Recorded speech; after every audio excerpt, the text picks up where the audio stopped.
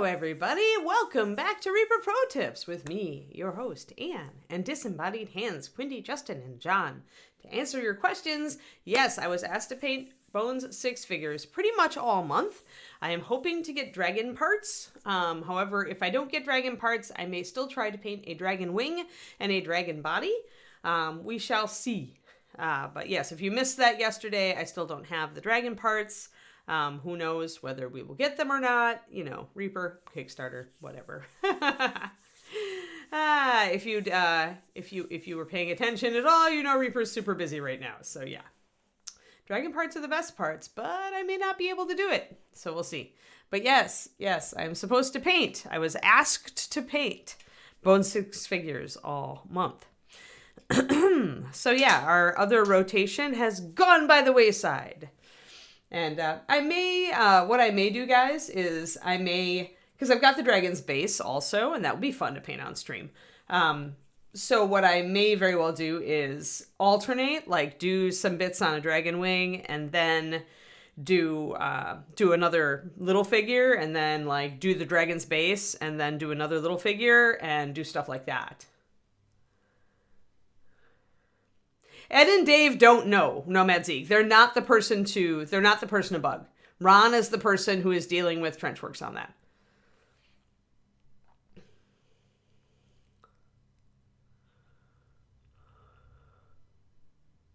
So yeah, don't bug those guys. Ron is the person you need to bug. Right, yeah. Although I really don't like painting sectionally when there's something else I could attach. Like Kerniko, obviously, I would prefer to attach the head and legs before I painted the body. Otherwise, I feel like it's kind of weird. Ron was hiding, yes. Yes, exactly. Yes, if you enjoy confusing them, you can still bug them, exactly. Aw, a gifted sub.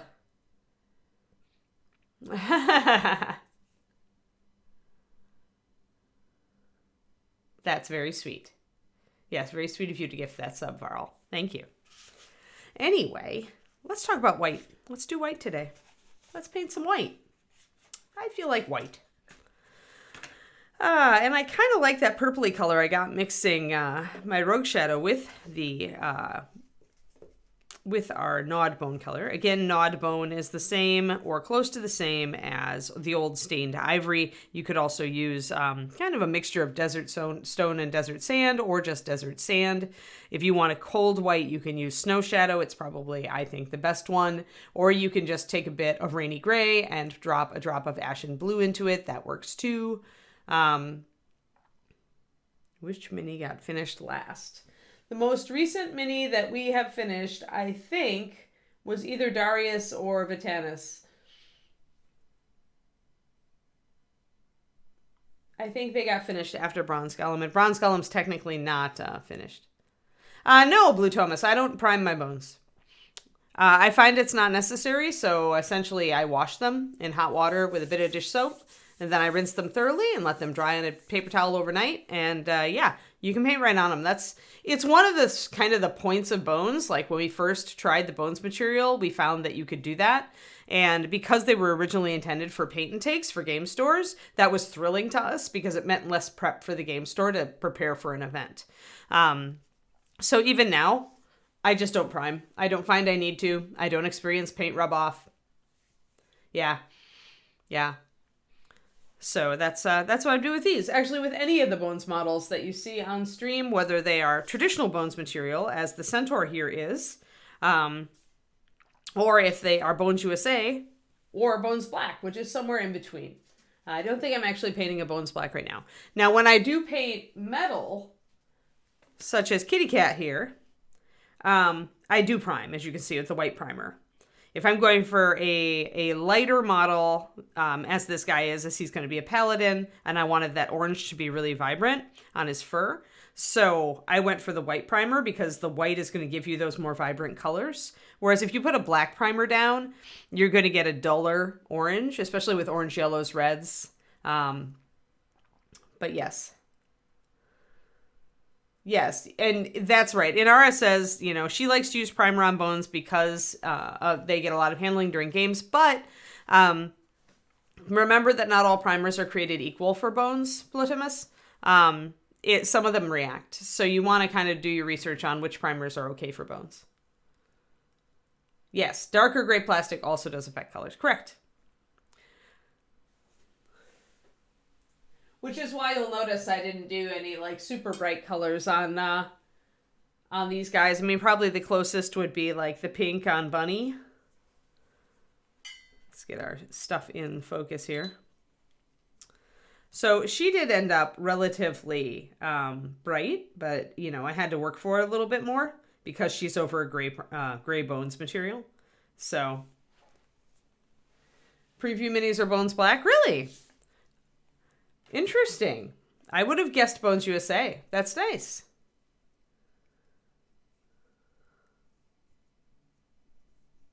Just checking out. Yeah, the sticky texture is from the primer reacting with the PVC. So yeah, you don't want to go there. That's for sure. So this cream color is kind of yellowy. And when you look at a color and you think, oh, that's kind of yellowy, that's kind of orangey, that's kind of greenish. That's usually the actual color that it's going to read like color wheel wise. So if we wanted to create a shadow for this that was, kind of cool and still like created like just a really cool shadow that was kind of neutral, the best way to do that is to go across the color wheel. And so on our yellow here, across from it over here is going to be purple and the red purples and blue purples. Because it's yellow, the bluer of a purple you go with, it's going to go greenish. So you really want to go more toward this side if you're going to mix a shadow. So let's do that. Let's try a couple different colors. I'm going to use Monarch Purple for one. That's a very traditional reddish grapey purple.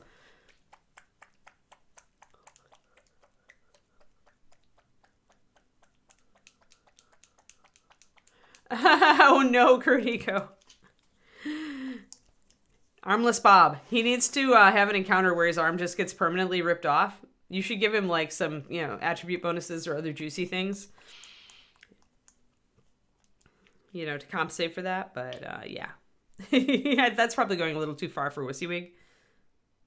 So let's do 4 drops of Gnawed Bone. Let's try 1 drop in there of the Monarch Purple, and I'm actually going to do one with Rogue Shadow too. And the difference you're going to see here is Rogue Shadow has got a lot of black in it, and it's also got more red. Monarch Purple has 0 black in it. Its darkness is caused entirely by its the other pigments in it being dark, like the blue specifically. And the mix of blue and red. So let's do Monarch Purple on the right and let's do Rogue Shadow on the left. And I'm just going to do like kind of a little schmear, like not even a full drop.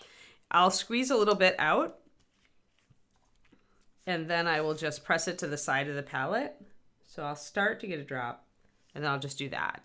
And that will, that's when I think that the color is going to overwhelm the color I'm putting it into. And for sure with this, there isn't much, most of this is white pigment, so any colors here are going to overwhelm it and take it dark pretty darn fast. So I'm going to drop 2 drops of water in there. And let's see what colors these make. And we probably need to drop our black base in there so that we can see them a little bit more. So this is going to give us more of a gray brownish color. But it still has like a purpley tone to it, so it's going to be more interesting than a standard gray brown. Now let's try the purple. Oh yeah, you could sometimes clean the glue off with a knife and get a good fit, Granico. But pinning is really the answer for that one, I guess.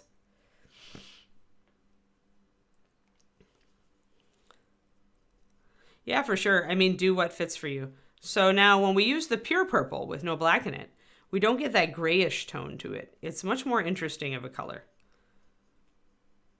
So there. So this definitely went gray, whereas this went almost a reddish color. It's a very interesting color. But this is probably, might be a little bit better shadow. I could also take some of this and pop it in to darken it. Make it a little more neutral. The reason this is going almost like kind of a little pinkish or mauve is because this is a reddish purple. So when you take yellow and mix it with red, you get that kind of orangey color, right? And so what that tells you is there isn't enough blue in Monarch Purple to really overpower that. So you end up shifting this toward red. So when you're mixing colors, if you're using like something with a lot of white in it, you can kind of see what's behind these colors, like actually in the bottle. Sometimes it's hard when you're working with dark paints to tell what they're all about. But here, because it goes gray, you can definitely see that there is lots of black in this color. That's what that tells you. If you're mixing a color that's pale and you drop a drop of paint in it and it goes gray and kind of ashy and it loses its vibrant color, that means you're fighting with black pigment. That's why so many people like to paint with mixing pure pigments like the Clear Brights, because they don't have black in them, so you can predict the results. Yes, it's very peachy. You're right. It's a peachy kind of brownish color. Peachy, brownish yellow. It's weird. It's a weird color, but because it is a weird color, it actually would make a pretty good shadow. So I've mixed a little bit of this one into that one. I'm going to try it. I still feel like this one actually might be a better shadow because shadows do tend to go gray. You can see where I did that mix here. I just wet blended it and did it into the gnawed bone.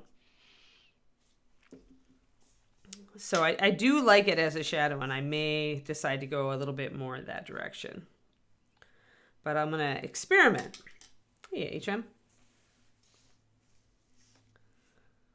And let's get our glasses on because I can't see.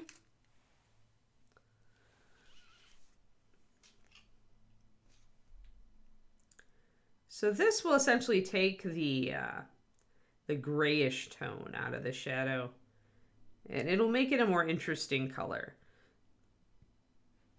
So perhaps it'll be a little less natural, but it'll be more interesting. So essentially what this should tell you is when you're using like a complementary color, one that's directly across the color wheel, to create a shadow for a light color.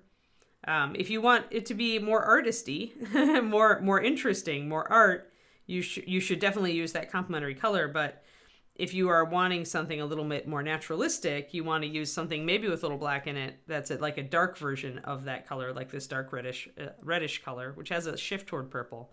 And that will give you maybe, it won't be as pretty, like it'll be more grayed out, but both will work. They just give you a slightly different feel. I do like this this kind of funky peachy one though. See how that changes it.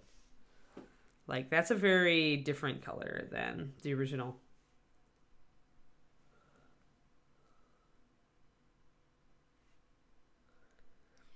Yeah, the blue is pretty warm already though because we had Surf Aqua to start with, HM Road Dog, and then we mixed just a little bit of ultramarine shadow into it. So it's a pretty warm blue that we're dealing with. And then it's ultramarine shadow purely around there. But yeah, this is definitely, I want warmer colors for this guy. Warmer tends to be good guys and colder tends to be bad guys, but that's tends to be. It's not a rule. But when you're trying to like send information to the viewer, like if you have a model that really could be either way, like you could paint it good or you could paint it evil, and you want to go more ambiguous, then, choose colors that are like a little bit in between for it. Or if it's a good guy, painting it in cool colors can really make it look kind of more interesting. Depending on how you do the expression then and the iconography. So just a little bit of shadows. You can see how that brings out the mass of the of everything here. You can see the shapes.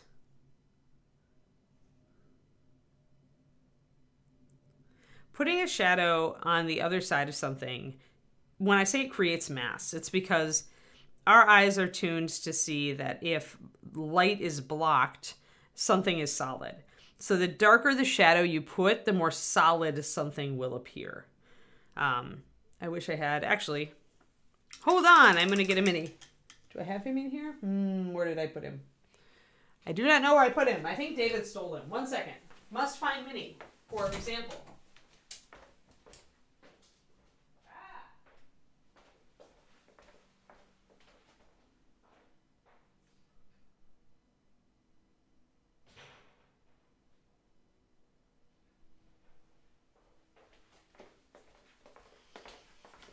David stole my Borka.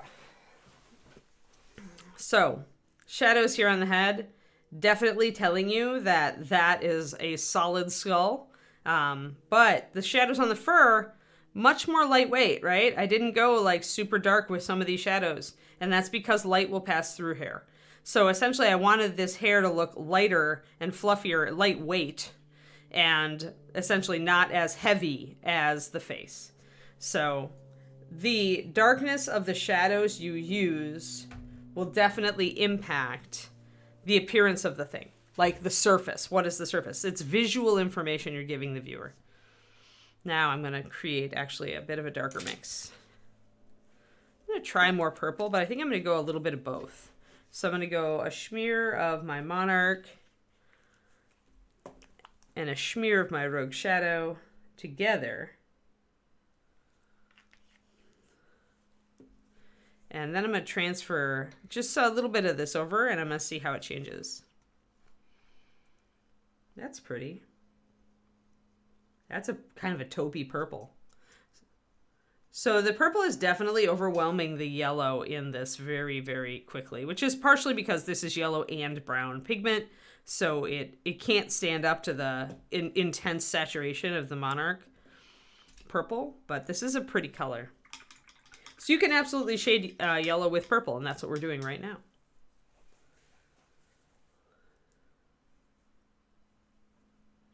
Good, Eric Jackson. Awesome. Yeah. I mean, if that's what you, if it, often using drying retarder lets you kind of understand wet blending at like, oh, this is the way it works. And if you can get fast enough with it as you internalize what you learn as far as brush stroke, how much paint to put down, stuff like that, then you can start transitioning away from the drying retarder and eventually do it just regular. And the advantages of that are that the drying retarder will actually usually affects paint adhesion, like your paint won't stick as well, depending on how much you're using. So the less you can use, the better. Yeah, it is a pretty color, isn't it? Like, this is the kind of color, though, if we put it down to bottle, it just wouldn't sell. Like, this is almost round nipple pink. So I'm going to put that down on the very bottom of the arm here. Let's get closer. And this is pretty thick. I haven't thinned it very much because I'm just kind of trying it out. But creating a darker shadow down here and doing a little bit of wet blending with the previous shadow to blend it in. A little bit of wet blending. Wet blending with tiny amounts of paint.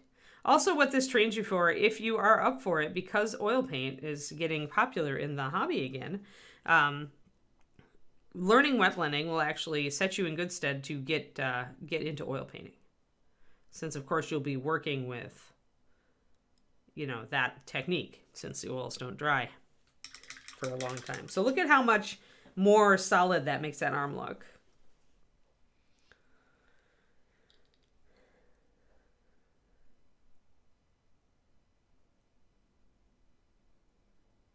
Sweet. But yeah, I'm liking this, so I'm going to go for it. I'm going to keep these two colors.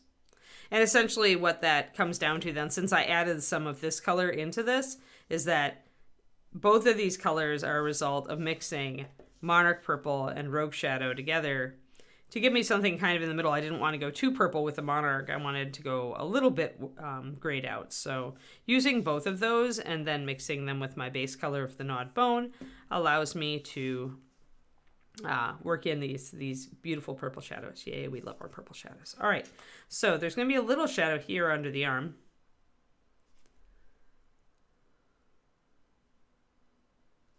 But just a little one.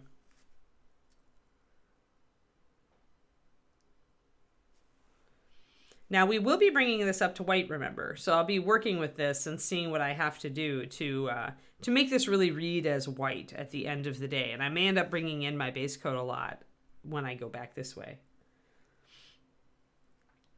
Drying retarder is usually glycerin, Eric Jackson. It's usually a variant of glycerin or glycerol. It's in that family. They're humectants. What humectant means is that it essentially pulls in moisture.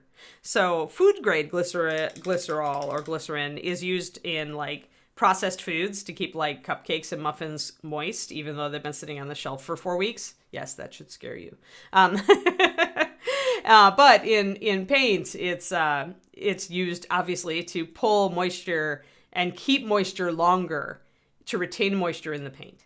But it's not a substance that, like, when it dries kind of greasy feeling, like it doesn't truly dry.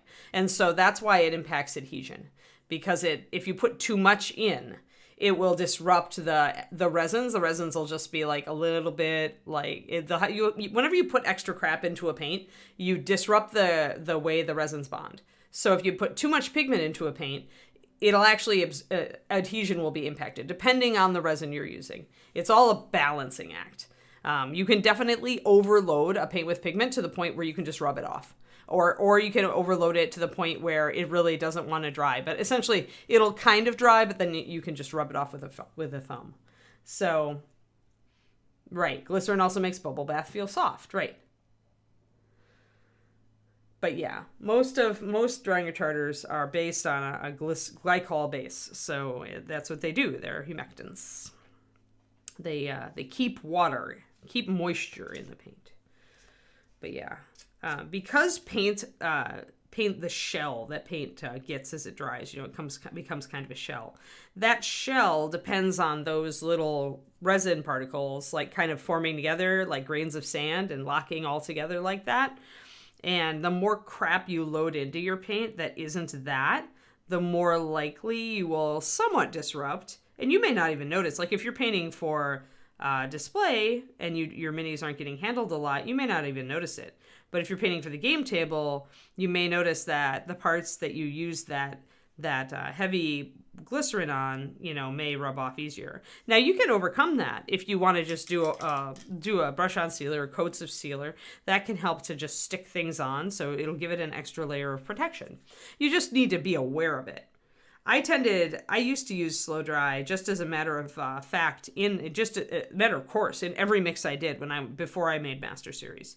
I essentially mixed up a bottle of what I called gunk, and it had flow improver and slow dry in it and water. And I would essentially thin any paint I was working with. I would thin with that mixture.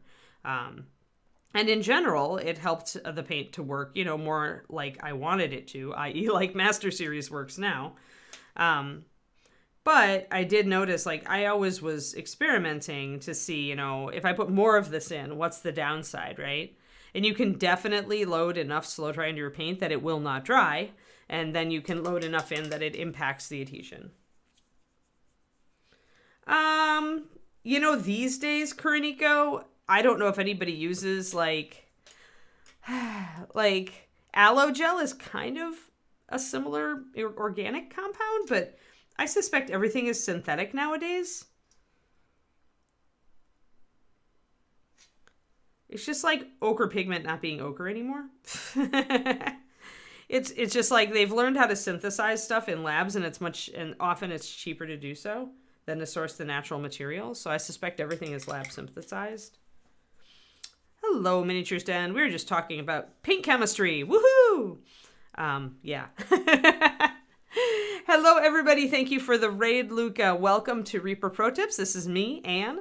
I work for Reaper. I've, in fact, just had my 19-year anniversary of working for Reaper. I created the Master Series paint line, and I was staff painter for many years. These days, however, they have us painting Bones 6 stuff because Reaper has its new Kickstarter going. So if you want a bunch of minis cheap to practice on, you can toddle on over to Kickstarter and search for Bones 6. Or there's probably a link in chat. There it is.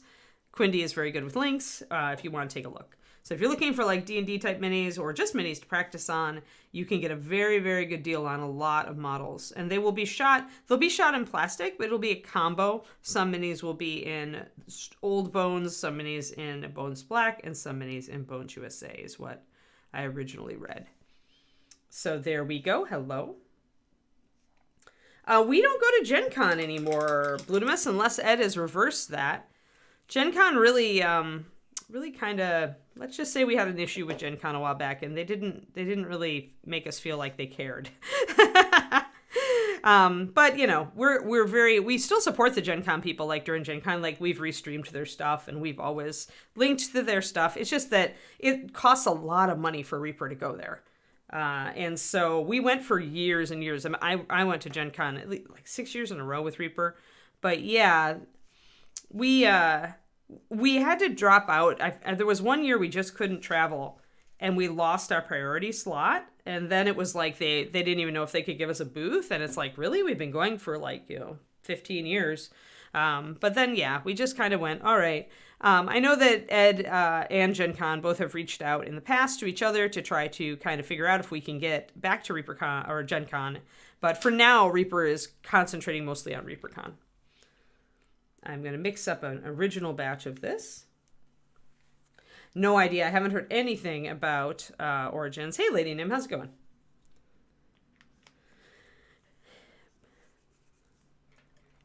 But yeah, Gen Con is a very expensive con to go to. Super, super expensive. Both for, hotel space for all your staff you have to bring, shipping everything up there, the labor and the booth is very expensive, and you have to fight to get on the list. So yeah, it's just like, it's hard to go. It's hard to go. Let's see here. And at the point where Gen Con is, which is usually, mid to late August, Reaper is very much in prep for ReaperCon at that point, Polydamus. Like, we do our own con down in Denton, Texas, where we are located. The HQ is located. And we do that on Labor Day. So it's like going to Gen Con would be just like a few weeks before ReaperCon, and that would probably be doom. That would probably doom us very much. Because it's a lot of work on both ends. ReaperCon, Adrienne has a giant whiteboard on her office wall with just rub off marker, just like totally with lists and lists and lists and lists. ReaperCon is really hard to wrangle. So we do tend to focus on that.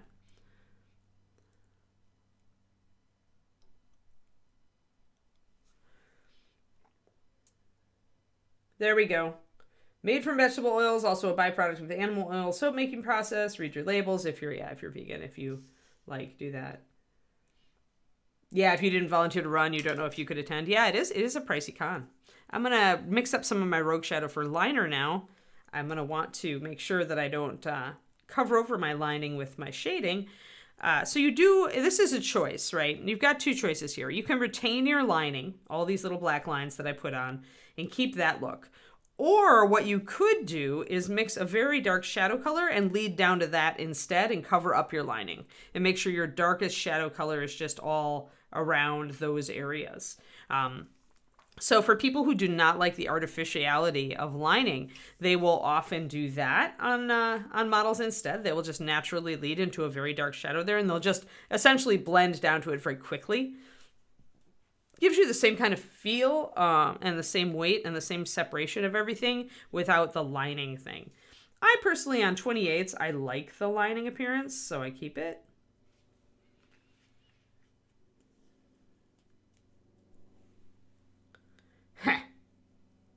Good luck, Shadow Raven. Good luck. Life goals. War hamsters. Tabletop Con. Cool. I don't know when the next Tabletop Con is here.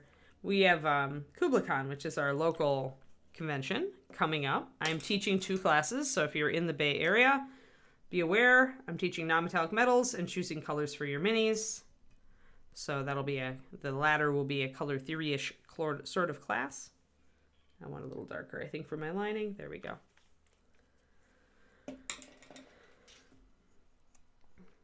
But yeah. So that's what we're on. If you Google KublaCon, Polly, it's Memorial Day weekend. And it's in the Bay Area, but I forget how close it is to San Francisco. If you go to the website, you'll see the hotel. Relatively close to San Francisco, but I don't remember what outlying neighborhood it may be in.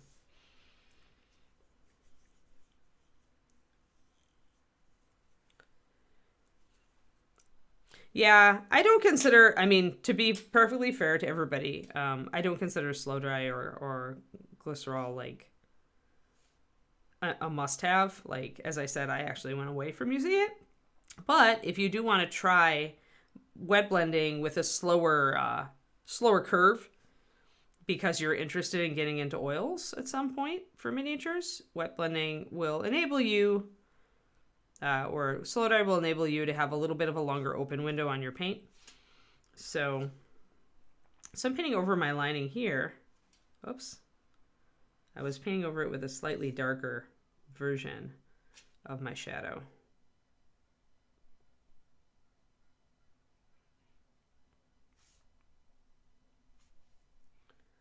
And so what I can do is take this down to a dark shadow pretty quickly and still get kind of the benefit of that shadow. But again, it's not as dark. On 28mm, you really need to punch the shadows and highlights, and that's why I very much recommend lining. But you can choose to just go down to a dark shadow. And how dark you can make it is really going to be determined by how good you are with the paint.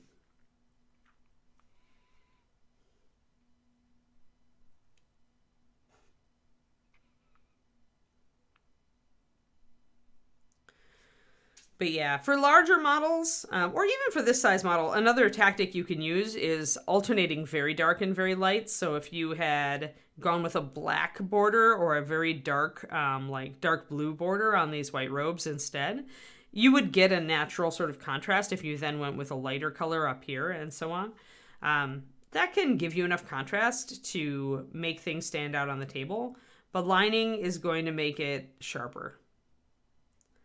Whenever you can tighten things down to a fine detail, and lining does that, you can make your models look much sharper, bring out the details. So I think that everything went on sale for Kubla Khan just like this week. Maybe this past weekend, Polly, so...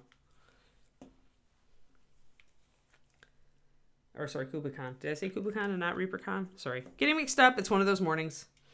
Felt like I needed an extra half-hour sleep. You know how it goes. All right. Sorry, I feel like I have to touch this up because I muddied it. Muddied it with all my experimentation.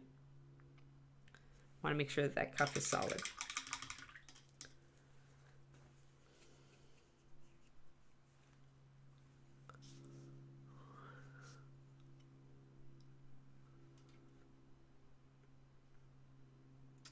Yeah, I don't know if you can figure out whether any particular slow dry is animal based, but I am pretty sure, I'd have to double check, but I'm pretty sure ours is vegetable based, the Reaper drying retarder.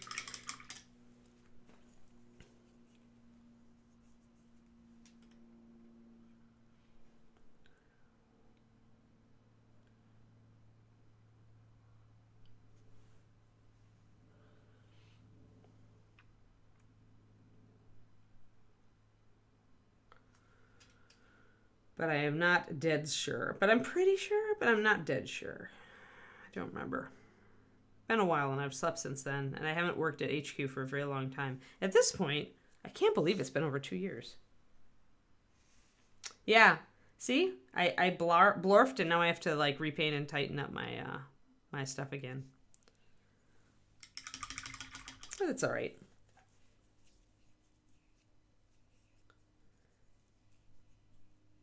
Ah. Social media unlock, huh? Everybody pay attention. What is the, what kind of not mimic is it? Like what does it transform away from? Like what type of item is it? Kreniko.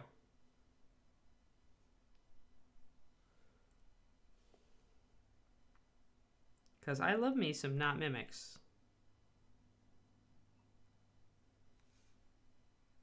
Oh, an angry anemone. Okay, that's funny.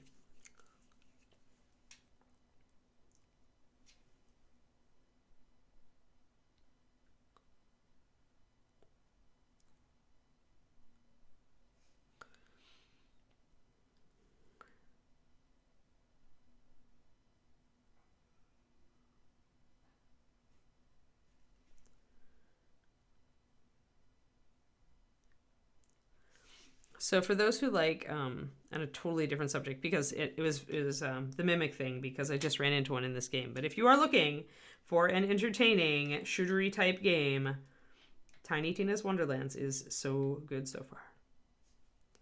It's like Borderlands D&D. It is Borderlands D&D. It's actually pretty awesome. And if you are a D&D'er, you will get all the jokes.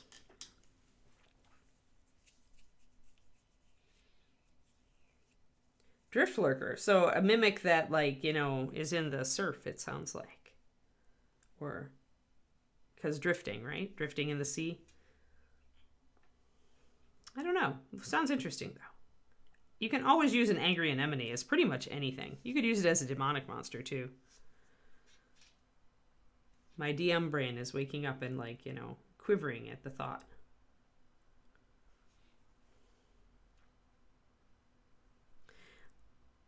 Did you guys see, we rated Christine Van Patten yesterday when she was working on the Fey Dragon? It's a really cool model. Really hope we get that one unlocked for the Kickstarter. Essentially, you could use it as a big Fey Dragon in 28mm, or you could just treat it as a life-size Fairy Dragon, which is what I'm going to paint it as. It will become my desk mascot. I love desk mascots. All right, so just blocking in some purple here. There's a fold here. There's a fold there. You could block it in and blend it later. You don't need to blend from the beginning.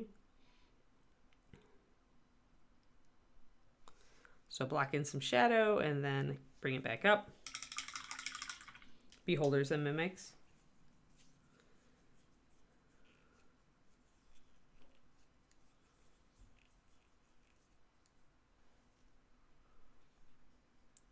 Yeah, no idea, Eric.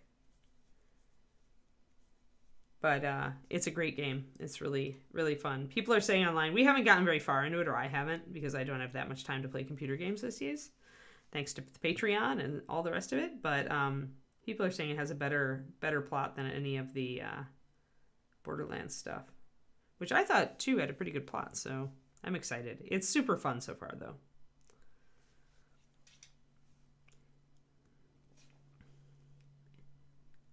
It makes me hope that was Gearbox. Makes me hope that Gearbox actually puts out a print version of Bunkers and Badasses, which is the game that Tiny Tina is running in the game. It's a metagame. It's totally metagaming. But yeah.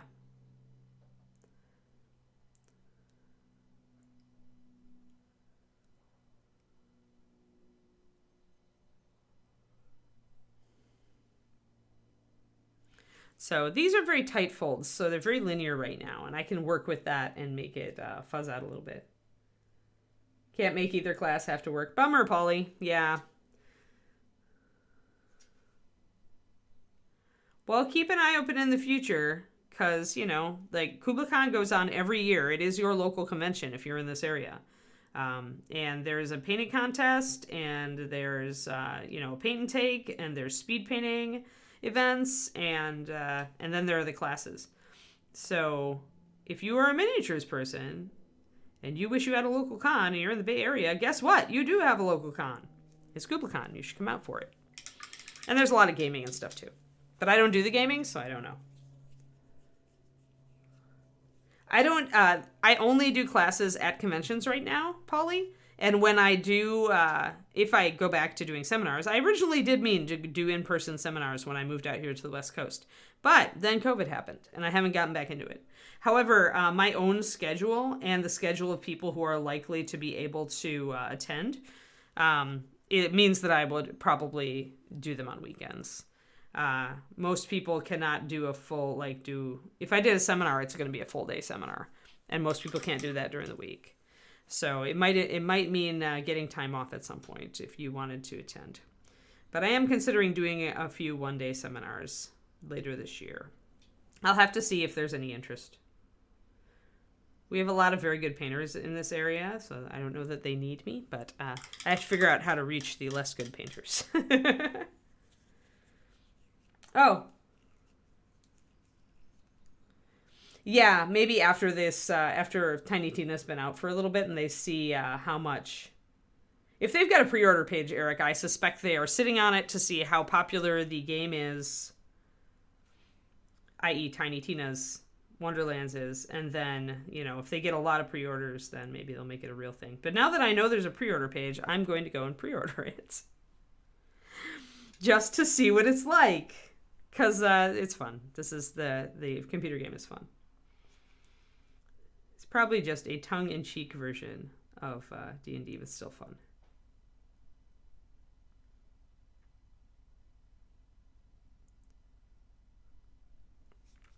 So I'm bringing in some of my original base coat color to lighten up this area a bit. Yes, and that is another good point that Inara makes, Polly. I am on here every weekday. It's only if you want in-person instruction that you need to worry about taking actual classes from me. Which, you know, I feel like both formats give you something different. Like, you can get a lot of great painting tips and level up quite well from just watching this stream. What in-person classes give me the ability to do is to troubleshoot. Like, I can directly see how you're painting, I can directly see how you're loading your brush, I can directly see how much paint you're putting on it, and that really is a bonus for in-person instruction. For me, because that lets me kind of microanalyze what you're doing. And that lets me troubleshoot. Whereas troubleshooting on stream, it isn't impossible, but it's very difficult because I just can't see what you're doing. If I could see what you're doing, I could see instantly how to help you. But on stream, I kind of have to ask lots of leading questions and figure out if that's really it or if it's something else. A little harder. So slowly working in this stuff. I want to probably bring more light up toward that. The staff and the hand are casting a shadow, but it wouldn't cast all of this shadow, so I need to minimize that. Crazemo, our local game store, expired during COVID. There is a very good Facebook group for the Bay Area that was where I advertised last time, and I got a good selection of people. I just haven't put it together yet. It's something I should do, but I've been so darn busy. It takes quite a lot of oomph to keep the Patreon going, plus do the streaming, plus do my other streaming, plus do my new YouTube video, plus do, you know, I have a lot. I have a lot, and that doesn't even look at, you know, my writing or my nonprofit work, so I have not made it a priority. If I were to make it a priority, I suspect I would be able to figure it out pretty quick. But yeah, I don't know. The next closest local game store to us is like 25 minutes away, I think. Sadly. We used to have one like 5 minutes away, and I'm very sad that it died. Books, puppies, all the pluses, yes.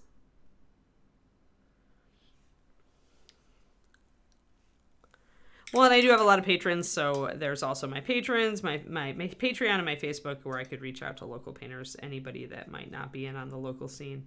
But if you are in the Bay Area, SF Bay Area Mini Painting, so SFBAMP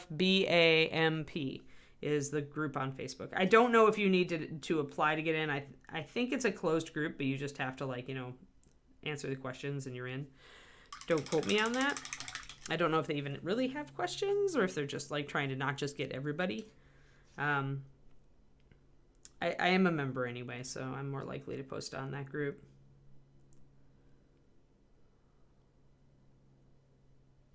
All right, so I've minimized those shadows a little bit. I've still got a little bit of lininess going on here, but these creases are pretty sharp, so the lininess is like, I'm a little dissatisfied with it, but it's probably good enough for now. I'm going to mix a darker shadow to put right up here underneath the staff. That's with some extra rogue shadow in it to darken down that area.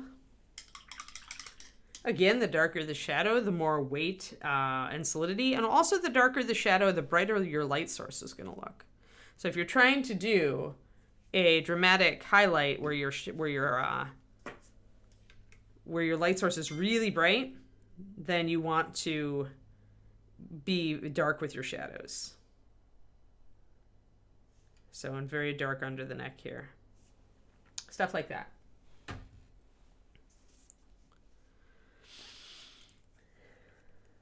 Oh, okay.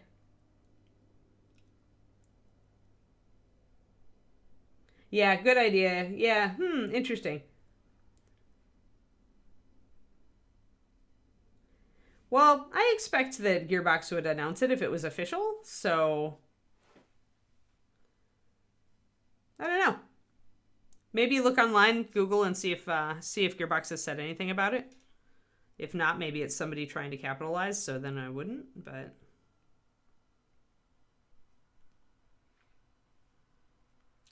could also just probably email Gearbox customer support, give them the link and say, hey, is this really a thing?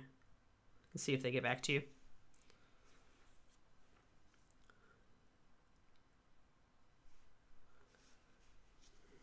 There we go. All right, I'm going to put a little bit of shadow here. Sadly, this cream color here is underneath the staff, so it will be a little bit in shadow, but I'll highlight the edge with cream, so it'll be fine. I just need to darken it down a little bit. Oh, didn't they? Well, there you go, Eric. If Critical Role just played it, then I would say it's for reals. Or you could go watch that episode of Critical Role and they'll certainly, like, you know, bring up the link and etc.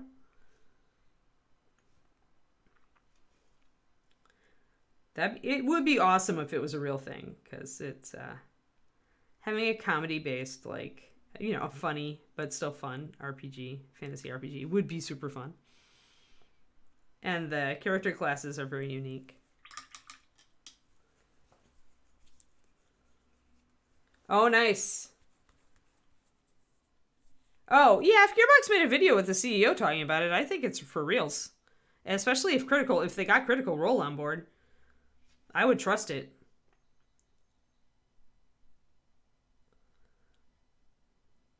That says to me that there are an awful lot of RPG nerds who work at Gearbox. And they really wanted their own role-playing game. And this was their excuse. And Gearbox, if you watch this, I am all in support. All in. I really like my, I'm playing a Spore Warden. I like my Spore Warden. My Mushroom Companion could be cuter, but he has lots of teeth, so. Alrighty, so we've got this kind of nicely defined, and we've got our shadows blacked, and see how much life that gives to it. Compare it to how flat this sleeve looks over here, and how that looks much nicer. And yet it's still reading as near white, and I haven't even put a white highlight on it yet. So, is it super funny? I'll have to go look it up. Thanks for thanks for telling me, guys, because I'm a fan. I had a lot of fun with the Borderlands games, and I'm having super fun with this game. And I'm kind of happy that I'm not just super, like, fast playing my way through it, because it lets me, like, sit back and relax and enjoy it more. David just tends to, like, throw himself at these things, and then they end, and then he has to grumble about not having a game anymore.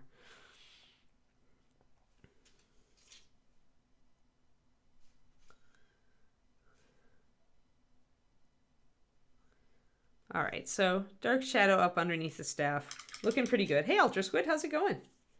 I am going to highlight it up to pure white. What I want is a warm white Valandar. So although I am putting some pretty heavy shadows on here, I'm going to bring the white back in. I may end up trimming back those shadows a little. Whites can still have, like, you know, pronounced shadow, you know, when it's away from the light source. So I will be going for whiter. It should read as an off-white, yes, and then warm. Mostly I just wanted this character to be really warm. Like, I want all of his colors to be warm. So the gold will be very warm. The blue is warm. He's going to have red hair, bright red hair. Maybe even kind of like goth girl red hair, like a natural red. And medium skin tone, I think. Elfie skin tone. I haven't decided the accent color yet, but I'll get everything else blacked out. And it may be just that everything needs to be like a purpley red or a red. I'm still thinking about it. The hair is right next to this gem, and the gem would normally be one of the, you know, kind of accent colors. So I'm a little bit, you know, flummoxed about that, but I'll get over it, and I'll figure it out.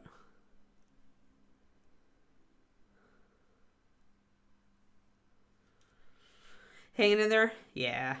I just got like I just had Adepticon followed by a puppy assessment in British Columbia. So I'm all energized for painting because I went and got to see tons of awesome models at Adepticon, and then I came home and had to run off to Vancouver, north of Vancouver, to play with puppies. So I got seriously recharged. Like, it was a lot of energy, right? It costs a lot of energy to do all that travel and stuff, but I got a vacation from streaming. So now I'm like all excited for streaming and videos. I regenerated that part of my energy. The part of the energy that wants to do streaming and videos got regenerated. I'm just going to quickly just put a shadow in there, bring out the details on the staff. Just a little bit. Now underneath here, this is definitely a shadow. And I'm just going to block it in with that dark bruisey purple. But it'll still be that shadow that's on the cloth, so it should read still as part of the cloth. Let's see, that goes up there, that goes up there, that goes up there. So you can go quite dark starting, but then if it is going to be white, you do need to knock it back pretty quick and play around with it. I do a lot of wet blending on this stream, and not because that's necessarily how I normally paint, but because it's faster. Although this is very close to how I normally paint. Probably the biggest difference between how I paint on stream and how I paint for me is just the amount of futzing that I would do on something that I was painting for me.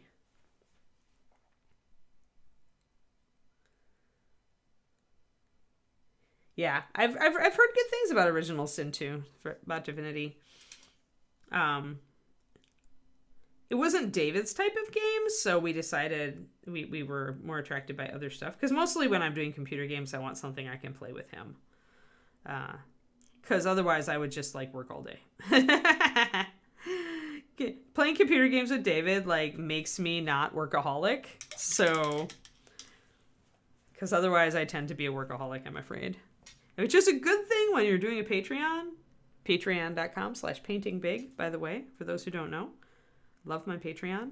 But it does get old when you're trying to have a normal life. Workaholicing only takes you so far. Yeah, just kind of working back and forth on this sleeve to kind of figure out how much shadow I want on it, how broad I want the shadows to be. There's quite a wide fold here, but it's pretty shallow. So remember that a more shallow fold isn't going to have as dark of a color in it. You can go a little darker toward the middle of it. But in general, especially on white, you don't want it to go too dark. Now I am going to go pretty dark on the underside here. You can see it's darker on the underside of the arm there. Because this is going to be pretty in shadow here. Because you've got the staff up here, you've got the arm, you've got the arm is held close to the side. You're going to have a heavy shadow back there. You can even see it when you put the mini over here. You can see that heavy shadow falling back there. Now I also have a lamp from above. So if I take this lamp off and I just use my ring light, then I really see that shadow? Like that deep shadow right there? So that's what I'm mimicking here. I know there's going to be a lot of shadow right here. That's almost the darkest part of the model, except for the underside here. There's a little shadow here, but this is the darkest one right here. So using a lamp to kind of see how the light would fall is very useful, because when you're just painting under lights, this looks light right now because I have a light up and on my left, and so it would be misrepresenting the way it really should look. Actually, my Patreon is very well organized by keywords, Thormel. So if you go to the front page of my Patreon, you should be able to search. All of my stuff is keyworded. So if you do lining, if you do painting black, if you do black, sometimes it's painting black and sometimes it's just black. So you may have to look for a couple different, it's not painting lining, for example, it's just lining. Usually it'll be by technique name, sometimes by color. So painting blue could be also blue or purple, but usually it's painting purple or whatever. You should be able to easily find painting hair, painting eyes, any of those things on the search function. So Patreon search function is less than ideal, but because I've been so anal about putting tags on everything, you should be able to find almost anything. The other way you can do it is if you go to the Discord, there is a Patreon directory channel, and Margaret updates that so that you can do a search function in that. There's not a big white dragon, but I know I've covered painting white. If you find that it's not, like if you're at $5 tier and you can't find it in the lower tiers, let me know, because then I can put it on my schedule to do like a $2 video on it. Because I'm trying to do like, I don't mind repeating topics because usually I can do it in a different scale. So like if I did painting white, I'm pretty sure I did though. I think I did a warm white on the Templar. Yeah, you should be able to, if you type in painting white, it should come up with stuff. At least one stuff. Because I remember doing a Templar cape or cloth on that topic a long, long time ago, like back in 2019, I want to say. But yeah, I like to revisit topics if I've only done them on, say, a larger scale or a smaller scale model, to do them for the other scale, because sometimes there are differences on how you tackle it. For painting black, there's definitely a difference because and painting white may be much the same, because you have to control your highlights or your shadows so extremely, and how you do that is different in different scales. So I'm creeping that back down. I think I'm gonna mess, because I'm this hanging sleeve, the folds are kind of annoying. I think I'm gonna be messing with this a bit, but we'll try not to mess with it too much. I want to get the back of the sleeve and the hood. Yeah, I do a lot of things. Yeah, BioShock 2 is fun. I watched a friend play through that when it first came out.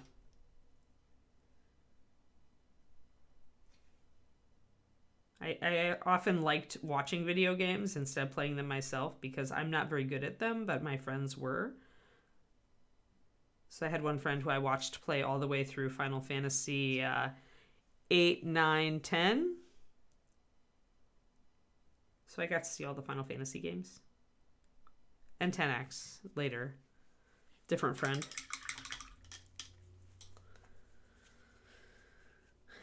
Alrighty.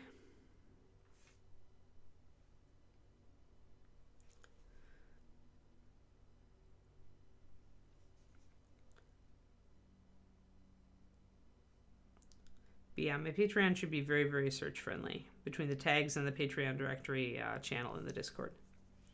You should be able to find it. And if you don't know if it's there, you can always just send me a message in the Patreon or email me at painting.big1. That's number 1. painting.big1@gmail. And I will usually be able to figure out if I've mistagged something or if it's there or if it's not there, if you can't find it. But do try the search, the keyword search first, because I do put a fair amount of thought into making sure I've got good keywords so that you guys can find everything. Because back when I started the Patreon, the search function was even worse.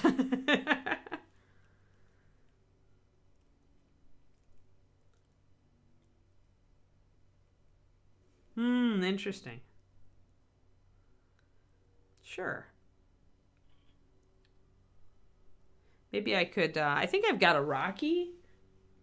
I think I've still got a Rocky that's not got paint on it. Maybe I could do a white dragon. And I'm seeing a mold line that I missed. Oh no. Must fix it.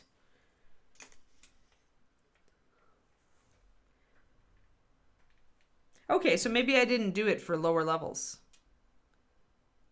So yeah, I could totally put that on my schedule. I always like it when actual patrons ask me for content, because I really like, if you're asking for it, that means that more than one person is probably looking for it. And although I've tried to cover all the bases, the Patreon is now at the point where I can start revisiting or elaborating on stuff, like I said, in different scales and for different tiers. So I always appreciate when you guys suggest a topic.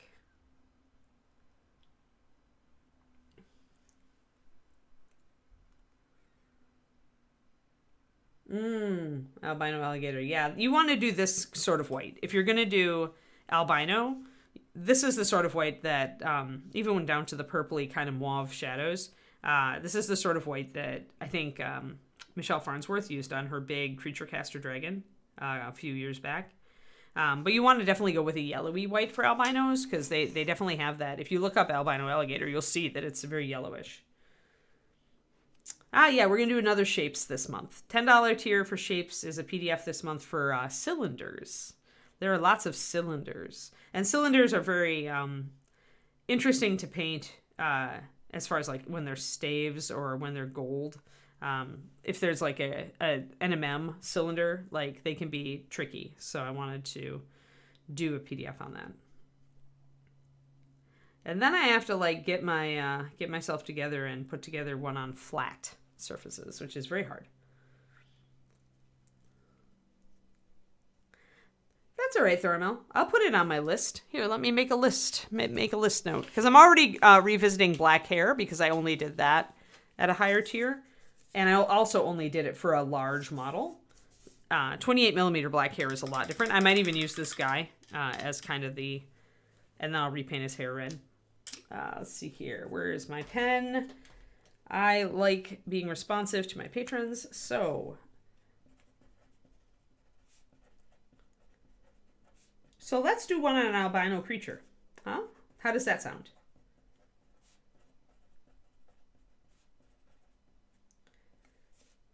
Warm white.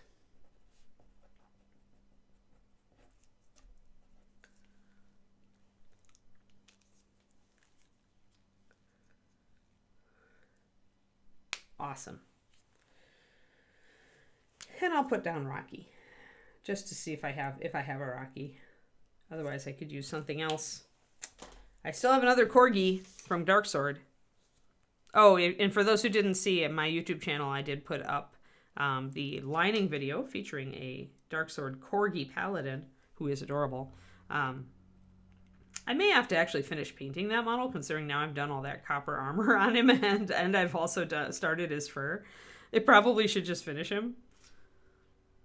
Maybe I'll finish him and put him up for sale on the Patreon. He's a different kind of thing than I put up for sale before.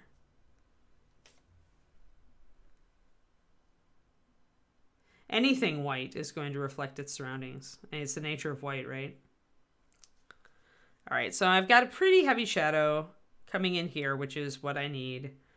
Even though it's very, very all over the place, but I'm going to keep it that way. The folds here are difficult. On outstretched arms, folds are odd, and sometimes I feel like they're not, they tend to be very shallow, and they often are kind of problematic to paint, I have found.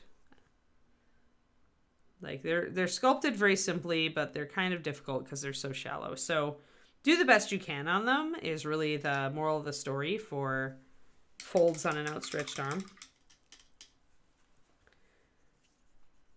Oh, needs Twitch link?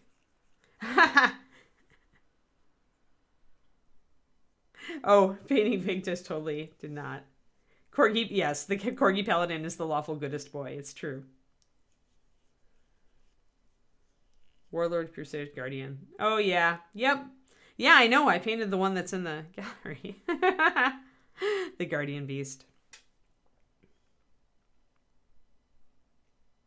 It is a pain. I should do it all in NMMs. White NMM. No, I shouldn't. I would lose brain cells.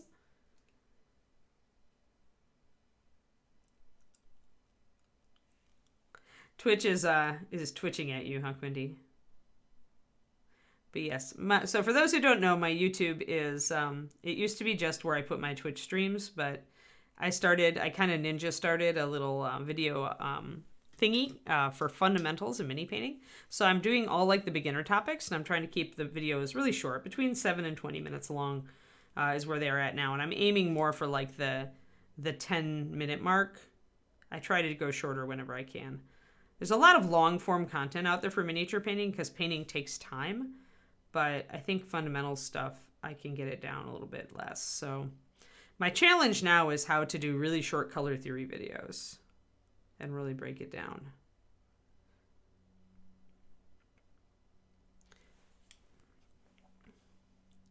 All right, so we've got shadows coming in on that, shadow coming in on that.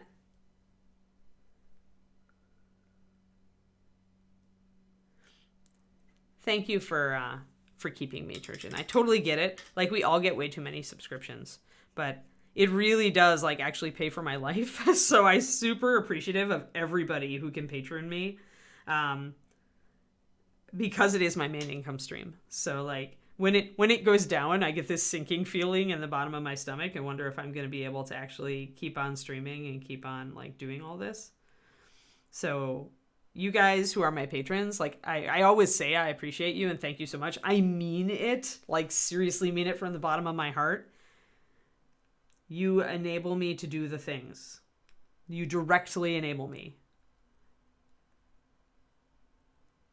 If I didn't have the Patreon, or if it went too low, I would have to scramble to figure out, you know, to keep doing the streaming, to keep doing all of this, to figure out a way. You really do make a huge difference in my life. Because I love what I'm doing right now. I love the life I have right now, so you all help me keep it.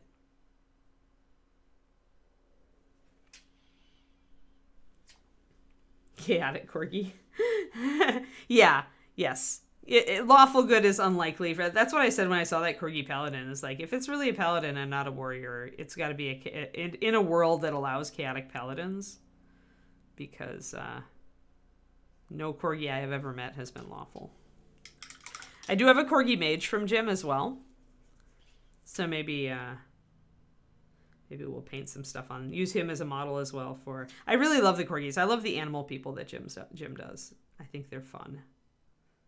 The anthropomorphic critters. And our Shiloh Shepherd Leo is immortalized in that line, by the way. Leo I think he's a warrior. He's kind of got almost like Crusader type gear.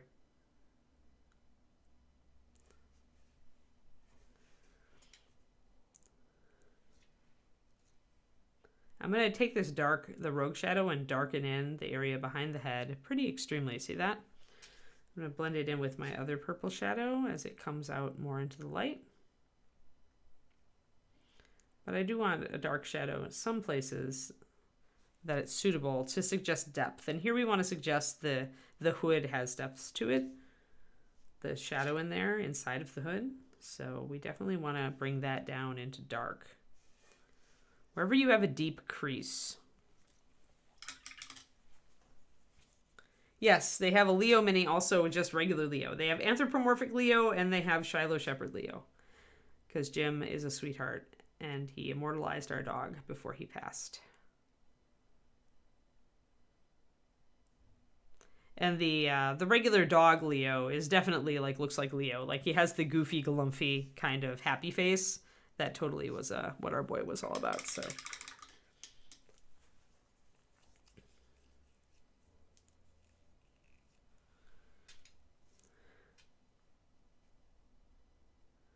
well, Ron owns a corgi, so you know if corgis start popping up in Reaper minis, I would blame Ron. There we go. And I feel like I've got, I don't have a mold line, but I've got like the peak where a mold line was there. So I need to watch that. Okay. So we've got these shadows blended out. That took a while, as you could see.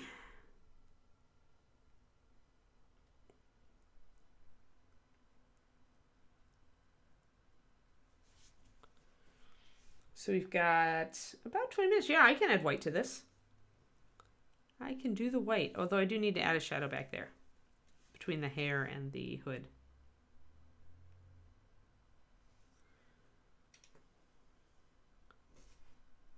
And add a line back here.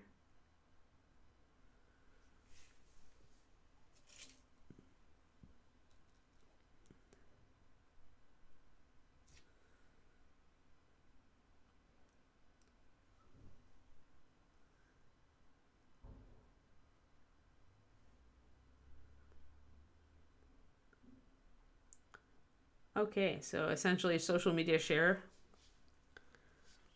on that latest Reaper stuff. Latest Kickstarter update. All right. Cool. Let's get some white out and actually tune up this cream to be more white. I'm going to use pure white. I could also use linen white. I also could use pure white with a little bit of my Nod Bone color, my cream color, mixed into it. But with white, I tend to actually like to thin it a lot and just like put kind of translucent layers of it in a buildup. So I'm going to do 4 drops of white and 4 drops of water to start with. Ah, okay. Gets unlocked with 5,000 engagements.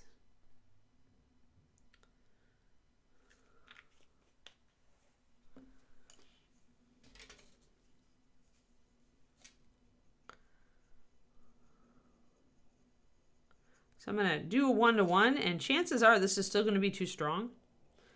But I'm going to give it a shot anyway, just to kind of see. If I wanted to do texture to suggest texture, then I do want a thicker paint. But if I want blending, then I want a thinner paint.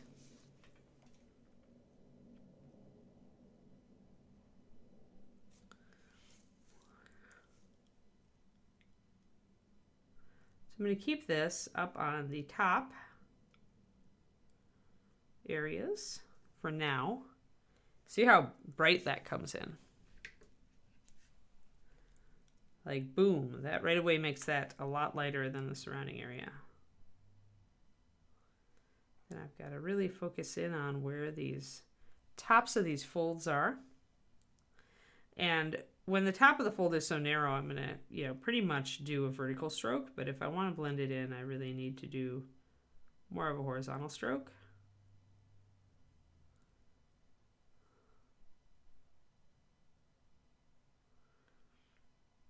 If you make a brush stroke that's in line with you have a long narrow thing and you do a long narrow brush stroke, it will never look blended in because the eye will be able to see that you did a vertical stroke on a vertical surface, and the eye's going to pick that up because our eyes love pattern. So we will see that pattern, and it will always look like a line highlight. So if you really want things to blend in, if they're just really very thin, then you've got no choice but to do the line. But if they broaden out, then you can bring in a sideways stroke and confuse the eye. So that definitely brings that up. Even though I only put highlights on like the top bits with this pure white,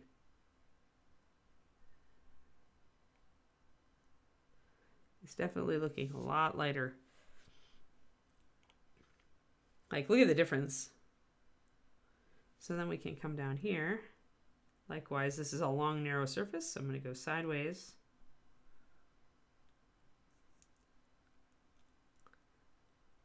And because my white is thinned, I can build it up in multiple layers, just slowly. And concentrate more toward the bottom here, where it sticks out. Same on the back side here, I can put a little touch.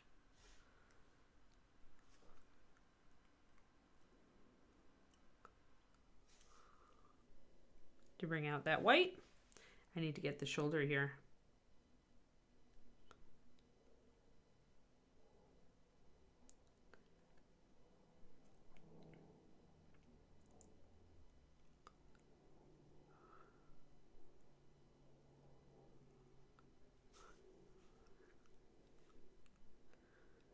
So that brings it up much more toward white.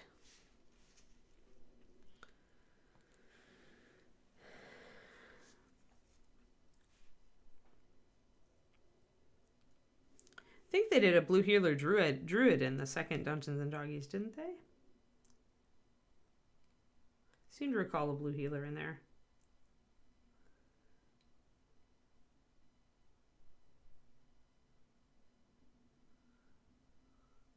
You could probably use the Leo model to do a blue healer. He's got a pretty standard, like, shepherdy herding breed kind of head. If you painted the right patterns on him, he'd look blue healer if you were looking for an anthropomorphic version.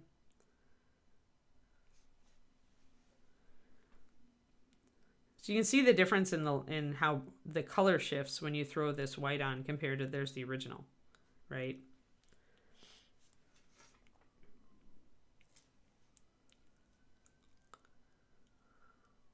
And I am leaving a little bit of texture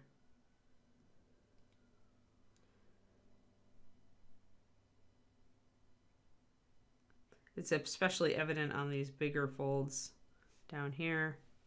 Didn't get so much on the other side.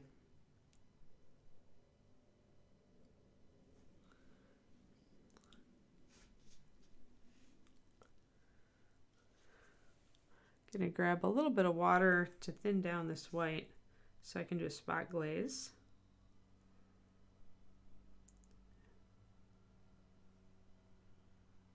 And kind of lighten up this whole lower area across the board. This will also result in smoothing out many brush strokes from patterns. So if I want texture, glazing will eventually eclipse your texture. But if I just want to smooth things out and lighten them all across the board, that's what that glaze did. And I repeated it a few times because I threw a lot of water in there.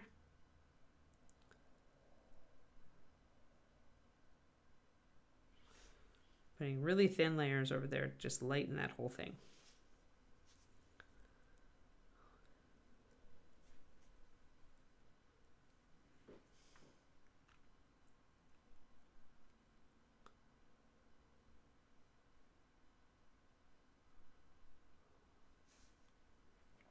All right.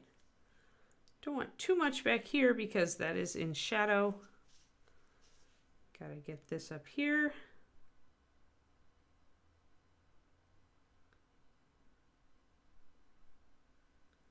I'm mostly going to concentrate on the top of the arm here.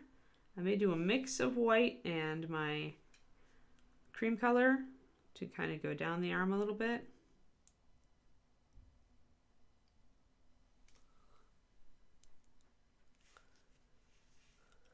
No doggos came home with me, Bryce. You didn't get to see pictures yesterday, did you? Hold on. Wait, where is my... Here we go. Here's the floofs. The floofs from my my area. It was wet, so the puppies are somewhat damp.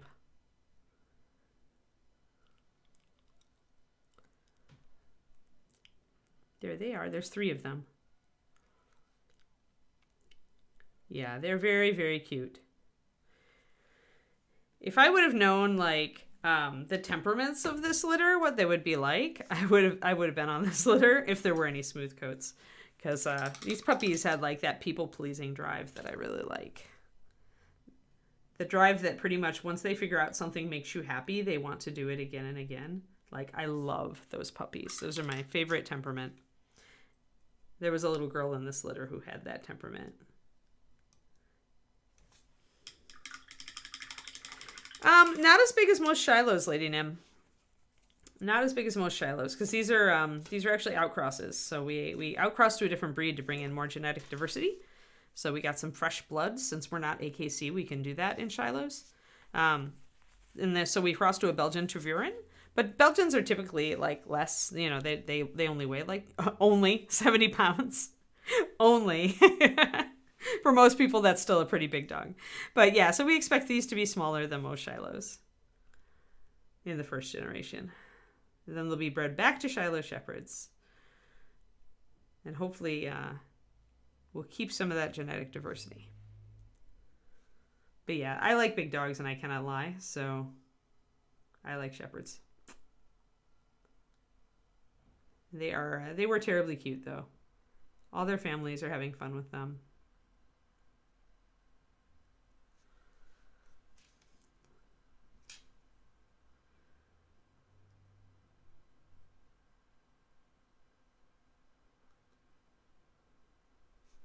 There we go. So bringing that white up there. Yep, doing Kickstarter mini this week, POTUS, and I'll probably, once we get this guy done, I'll switch to a dragon bit. Oh yeah, collies can absolutely hit. That's a good sized collie with 70 pounds. I loved collies when I was a kid. My parents wouldn't let me have a full-sized one. Our neighbor had one though. They got me a Sheltie instead. But Fergie was a good dog.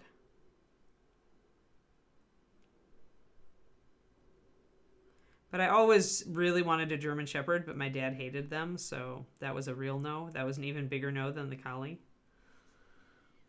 So what did I do? The first thing I got out into the world is I got into Shepherds. Stumpy's still missing parts.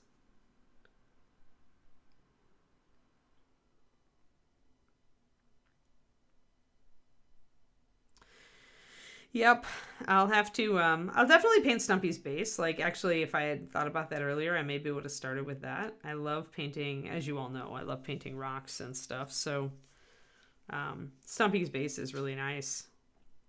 So I'll probably start painting Stumpy's base. And then maybe Stumpy's legs will actually come, and we can attach Stumpy to the base.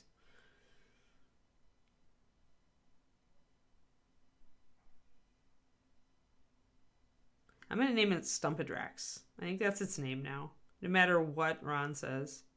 Like, he's doomed himself now. It's Stumpadrax from here on out.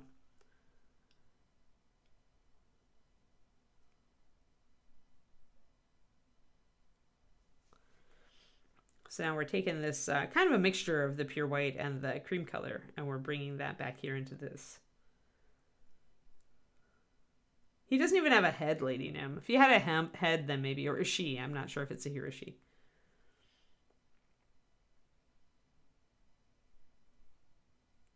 I'm sure Ron has done what he can. Like, he contacted our resin company, or our print company, twice.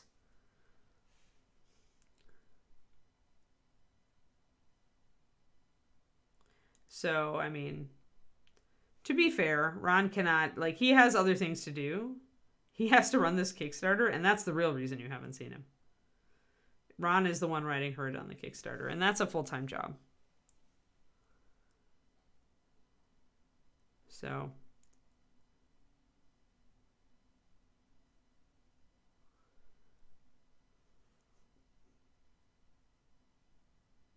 I like this elf, and I've liked him since I saw him, so I don't consider it a bad thing that we're working on the elf.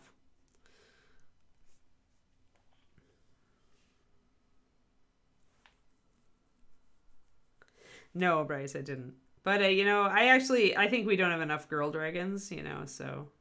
Last Kickstarter, Shivinra was actually my name. I'm like, you need a girl dragon with a girl name, Ron.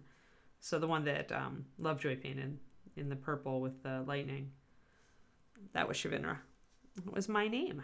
And I named one of these, one of the new ones too, is my name. But I don't know which one yet. I won't know until I see it. So get that light. Make sure that the top of the arm also has light on it. The folds a bunch up a little bit here so you can get away with a slightly darker shadow in here. Normally on top of the arm you would make sure the shadow is not as dark as it is elsewhere on the mini. So I can fudge that out just a little bit. But that is a pretty tight fold, so you have a little bit of leeway there. The new fairy dragon.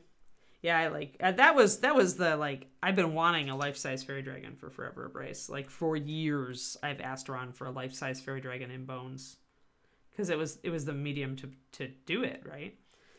And then you can have a desk mascot. I love desk mascots. So yeah, so the new fairy dragon, I know that Christine was talking with Ron about fairy dragons too, like she said in the stream yesterday, for quite a long time. So Christine and I both really wanted fairy dragon.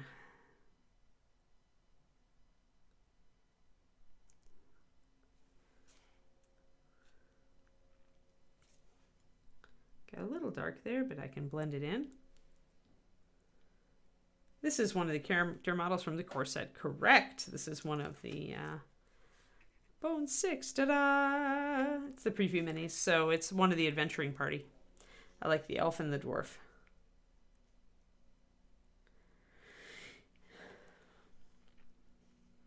Yay us for sure, Bryce. Oh, we're supposed to get into the 80s here today and 90 tomorrow, Twisted Oma. So I'll be there. But it makes me happy. I can't wait to take my walk.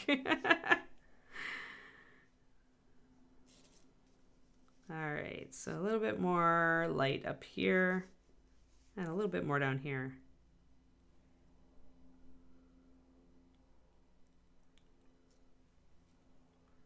Karandar and Shimmer Scale. Karandar may be mine. Oh, we're at 11. Okay, I need to finish this quick. Time flies. Karandar may be one of the ones that I sent her on.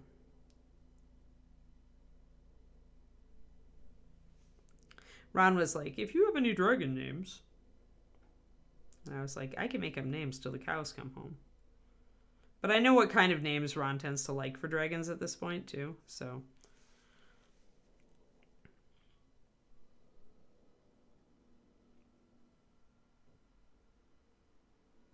There we go.